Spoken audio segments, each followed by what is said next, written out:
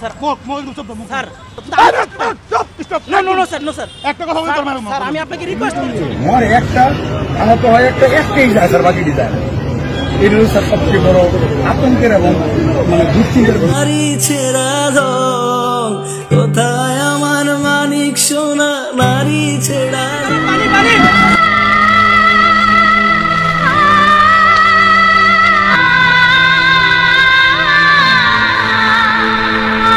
আমার হাত দুইটা রাখতে মন চায় না যে আমি এত পাষণ্ড আমার ছেলেকে আমি নিজে মাটি দিছি। আমি আজকে 13 দিন ধরে 14 দিন ধরে আমি শুধু কবরস্থান যাই, আমার আব্দুল্লাহ ডাকুন দেয় আব্বু আমার 30টা টাকা দাও। সন্তান তো হারায় নাই, তার স্বজন হারিয়েছে। সন্তান হারার কষ্টটা সে বুঝে না, সন্তান হারানোর কষ্টটা সে যদি বুঝতো তাহলে আমাদের খুবই কষ্ট দেয়।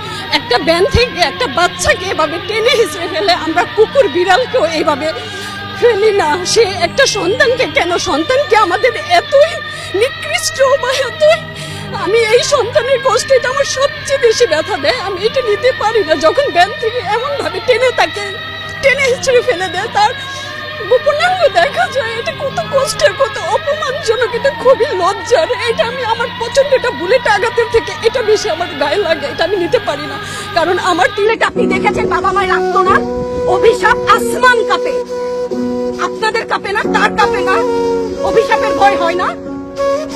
বুকগুলা চাচা হয়ে গেছে আমার সন্তানদের।